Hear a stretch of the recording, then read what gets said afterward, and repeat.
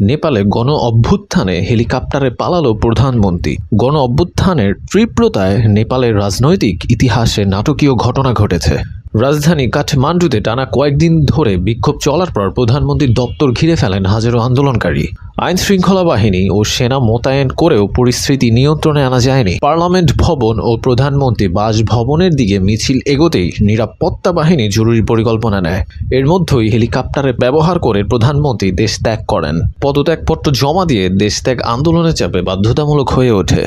বিশ্ববিদ্যালয় শিক্ষার্থী ও তরুণের নেতৃত্বে গড়ে ওঠা গণ আন্দোলন কয়েক ডজন মানুষের প্রাণহানি এবং শতাধিক আহত হওয়ার পর এক অপ্রতিরোধ্য শক্তিতে রূপ নেয়।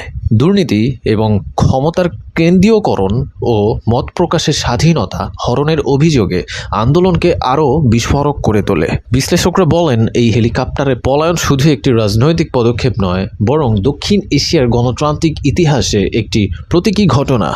শ্রীলঙ্কার বিদ্রোহ কিংবা ইন্দোনেশিয়ার সংস্কার আন্দোলনের মতোই নেপালে এই মুহূর্তে নতুন শাসন কাঠামোর সূচনা করতে পারে। দেশের ভবিষ্যৎ এখন অনিশ্চিত। নেতৃত্বশূন্য অবস্থায় জনগণের প্রত্যাশা একটি স্বচ্ছ, জবাবদিহিমূলক ও অংশগ্রহণমূলক সরকার প্রতিষ্ঠা। আন্দোলনকারীদের দাবি স্পষ্ট, গণতন্ত্রের পথে ফিরে যাওয়া ছাড়া আর কোনো বিকল্প নেই। খবরটি নেওয়া হয়েছে BBC, Al Jazeera, the business স্ট্যান্ডার্ডের প্রতিবেদন থেকে। আমাদের ভিডিওটি ভালো লাগলে অবশ্যই লাইক করে পাশে থাকুন এবং শেয়ার করতে একদমই ভুলবেন না, সাবস্ক্রাইব করতে একদমই ভুলবেন না। ধন্যবাদ।